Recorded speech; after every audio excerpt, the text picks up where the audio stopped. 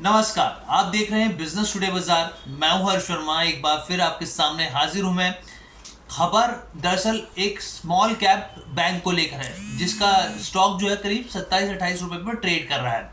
अब इसको लेकर बहुत ही दिलचस्प रिपोर्ट आई है एक ब्रोकरेज फर्म की, और उनका कहना है कि एक साल के नजरिए के हिसाब से स्टॉक में करीब 30% का अपसाइड उनको दिख रहा है। और साथ ही उन्होंने कहा है कि जो बैंक है लगातार अपने फंडामेंटल्स में बदलाव कर रहा है, जो कि ये इशारा कर रहे हैं कि जो बैंक की ग्रोथ है वो आने वाले सालों में बेहतर हो सकती है। तो कौन सा है बैंक, क्या रिपोर्ट आई है, क्या क्या नए बदलाव हो रहे हैं इस बैंक से जुड़े हुए, तमाम जानकारियां मैं लेकर आपके सामने हाजिर हूं। बस आपको इतना ही करना है कि हमारे चैनल बिजनेस टुडे बाजार को लाइक शेयर सब्सक्राइब करना नहीं भूलना है। तो हम यहाँ पर बात कर रहे हैं साउथ इंडियन बैंक की। जैसा कि आप सब जानते हैं ये केरला का बैंक है और साउथ इंडिया में काफ़ी ज़्यादा पॉपुलर बैंक है। अब इससे जुड़ी जो रिपोर्ट आई है basically brokerage firm ICICI direct की आई है। आईसीआईसी डायरेक्ट को जो इसका प्राइस है मौजूदा लेवल वो आकर्षक दिख रहा है। उनका कहना है कि बहुत जल्द इसमें अपसाइड देखने को मिल सकता है और उसके टारगेट को बढ़ा है। वो टारगेट क्या है मैं आपको आगे बताऊंगा, लेकिन यहाँ पर ब्रोकरेज ने कुछ दिलचस्प चीज़ें कही हैं जो आपको समझना चाहिए। देखिए, किसी भी स्टॉक की कंपनी में निवेश करने से पहले उसके फंडामेंटल समझना बहुत ज़रूरी है, क्योंकि यही पता चलता है कि कंपनी किस तरीके से आगे बढ़ेगी। तो ब्रोकरेज ने कुछ चीज़ें बताई हैं, वो मैं आपके साथ शेयर करता हूँ। तो सबसे पहले ब्रोकरेज का यहाँ पर कहना है आईसीआईसी डायरेक्ट का कि ये जो बैंक है अपने बिजनेस की रिस्ट्रक्चरिंग पर लगातार काम कर रहा है, रिस्ट्रक्चरिंग के लिए तैयारी कर रहा है, और ख़ास तौर पे इसका जो फोकस है वो रिटेल और एसएमई सेगमेंट में काफ़ी ज़्यादा बड़ा है। इसके साथ ही उन्होंने कहा जो रीस्ट्रक्चरिंग है वो नए सिरे से हो रही है, जिसका ग्रोथ की जिसकी वजह से ग्रोथ की उम्मीद जताई जा रही है। साथ ही मैं अगर आपको उसके स्टॉक के रिटर्न की बात करूं यहाँ पर, तो अभी एक महीने के अंदर तो स्टॉक करीब 15.5% टूटा है, लेकिन अगर 6 महीने की बात करें तो 10% रहा है। लेकिन अगर आप एक साल के अंदर देखें स्टॉक को, तो स्टॉक ने लगभग निवेशकों का जो पैसा है वो डबल कर यहाँ पर दिया है। अब यहाँ पर चीज़ें अब समझनी ज़रूरी है कि भाई क्या क्या बातें कही गई हैं इस स्टॉक को लेकर। तो देखिए, जैसा कि आप सब जानते हैं साउथ इंडिया में इसकी बैंक की काफ़ी ज़्यादा उपस्थिति है। इसकी ब्रांचेस की बात करें तो करीब करीब 950 ब्रांचेज हैं इसकी देश भर में। 1315 एटीएम्स हैं।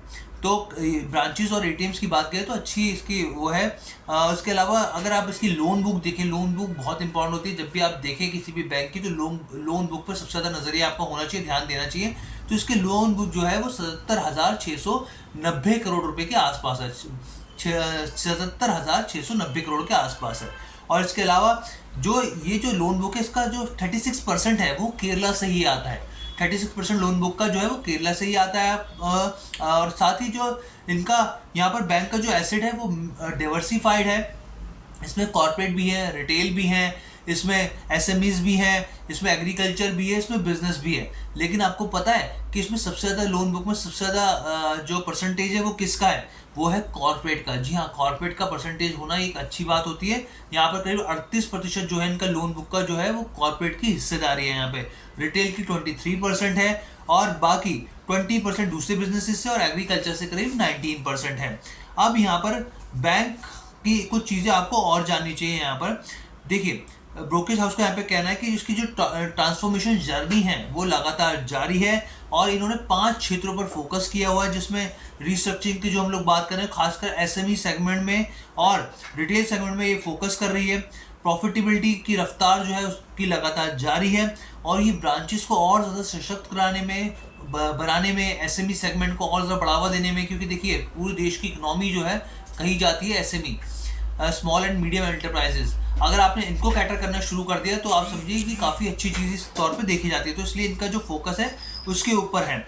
इसके अलावा यहाँ पर अगर मैं आपको इनके रिजल्ट्स की बात करूँ, Q3 के रिजल्ट्स आए थे, तो सालाना आधार पर अगर उसका कंपेरिजन करें वाई बेसिस पर, तो क्रेडिट ग्रोथ जो थी वो 11% बढ़कर 75,340 करोड़ पर पहुँच गई थी। इसमें कॉर्पोरेट ग्रोथ की जो थी वो दमदार इसमें ग्रोथ देखने को मिली थी कॉर्पोरेट सेगमेंट में। और साथ ही सालाना ग्रोथ जो है डिपॉजिट्स की वो 9% के हिसाब से बढ़ी थी। कासा 31.8% यहाँ पर रहा था। अब यहाँ पर जो आईसीआईसी डायरेक्ट है उनका कहना है कि ये स्टॉक एक साल के अंदर 35 के लेवल को टच कर सकता है, जो कि मौजूदा लेवल से करीब 30% अपसाइड दिखता है। तो यहाँ पर मैं आपको एक चीज़ और क्लैरिफाई कर दूं कि हमारी तरफ से यहाँ पे किसी भी स्टॉक में खरीदारी की सलाह नहीं है। बिजनेस टुडे बाजार एक जानकारी का चैनल है, एक ऐसा प्लेटफॉर्म है जो बिजनेस से जुड़ी खबरों को लगातार आपके सामने लेकर आता है। कैसी लगी आपको वीडियो कमेंट करके जरूर बताइएगा। बिजनेस टुडे बाजार के साथ जुड़ने के लिए आपका बहुत बहुत धन्यवाद।